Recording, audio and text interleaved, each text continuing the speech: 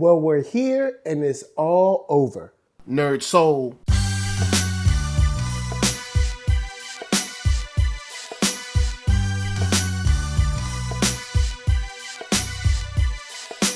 Late Ill Kid at OneYoungsta holding it down. Breathe that StreetGeek and NERDSoul. What is up, my people? Today we are getting into thumbnails.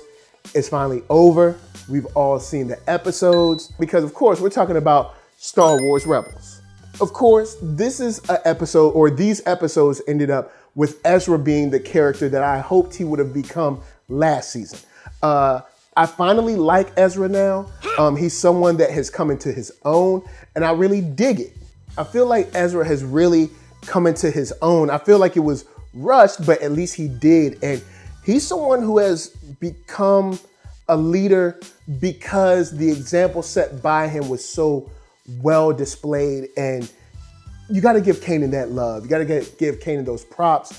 I think he really got a chance to step up and become a true Jedi in this sense. I mean, he had the leadership, he had the plan, he looked at all different angles. He really was able to make sure that he was able to take care of people while he was there with them, and even when he was away from them. So I gotta give Ezra his props, man. And you guys know I've dogged Ezra out a lot, so I have to spend a lot of time just giving him the props that he deserves for being such a standout character in these last few episodes.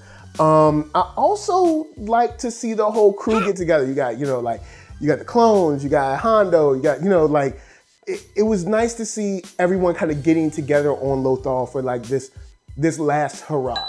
I didn't expect people to live through this. And I guess, hey, it's Disney. We knew that there was probably a possibility that everyone would make it out.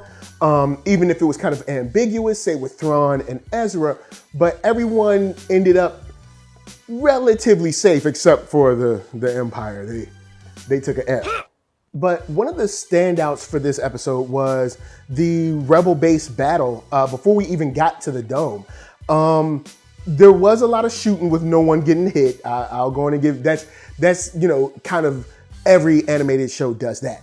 But I do like that we got kind of like our satisfied roles with Zeb got his standout moment, Chopper got his moment, Sabine got her moment, Hera got her moment, things like that. Even Ezra was able to use the Force in a way that I was hoping we would see more of in this series in general. I feel in this series in particular, we've gotten a lot of lightsaber play and not enough of just like the Force being used while in battle. But in this one, we did get to see some cool stuff at how he kind of handled some of the stormtroopers. We also got to see the Loth Wolves come back, so I loved that as well. And it was just great to see those moments, kind of serve the characters and them get their closure and us get our closure for them through this series, because we always want to see everybody end on a high note. Price gets hers, Thrawn gets his, everybody, kind of is where we would want them to be by the end of this series. Also, I want to give a big shout out to the space whales. It was nice to see them come back. It was nice to see them working with the Jedi. It was nice to see them as a MacGuffin, if you will, but also a great adversary for the Empire that they are able to understand or control. Now, I've pretty much laid out what I was feeling about the episode. Now we're gonna get to the jump, and after the jump, I'm gonna talk about what I think about the epilogue and what I think this means about the farther reaching effects on canon. But of course, first, KUROBrand is going to help us pay them bills.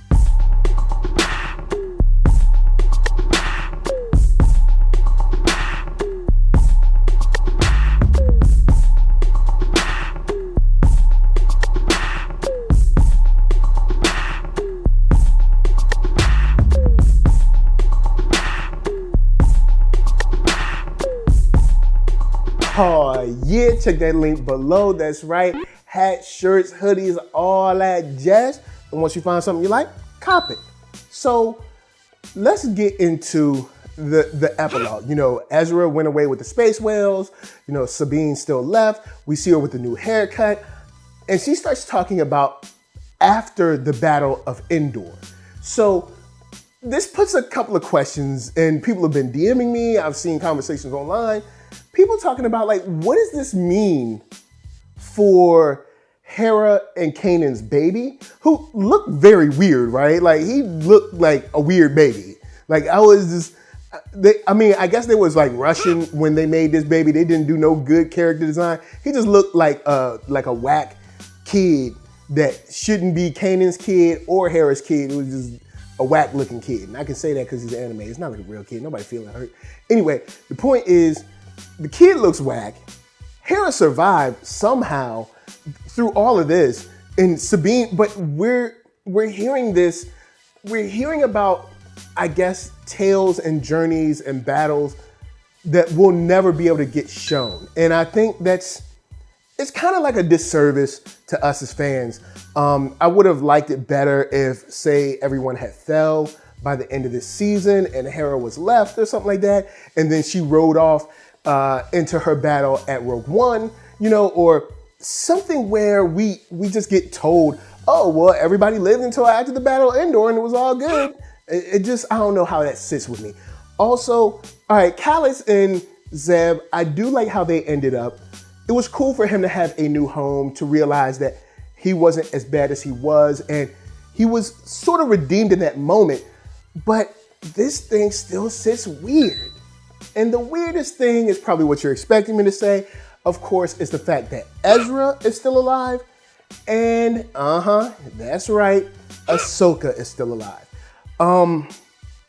I can't imagine.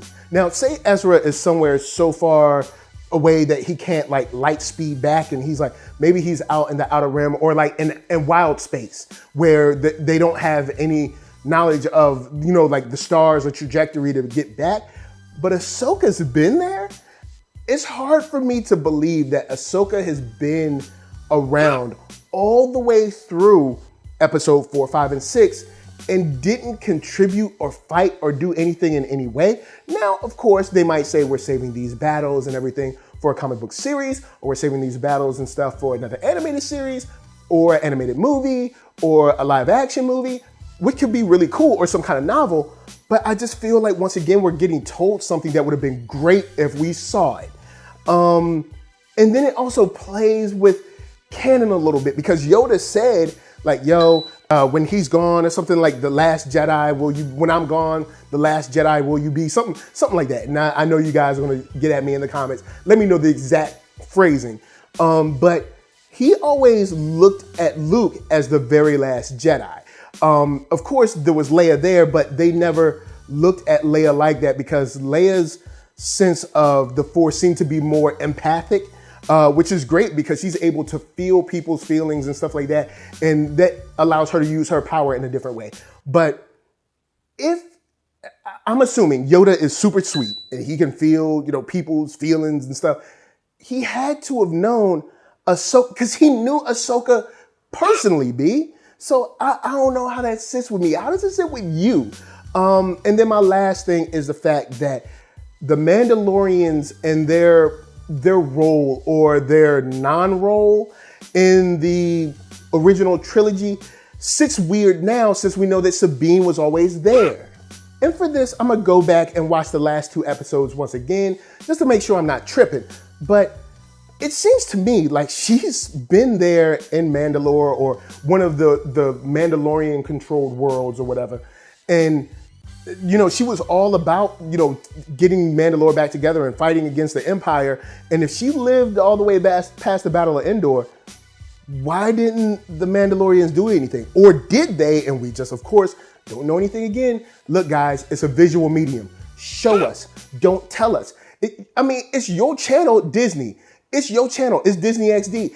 Give us another, say, I don't know, maybe 15 minutes of kind of like a collage of battle moments and them together side by side, her and Ahsoka or something. I don't know. But just to say, oh, well, after the Battle of Endor, it's like, whoa, hold up. So y'all lived through all this?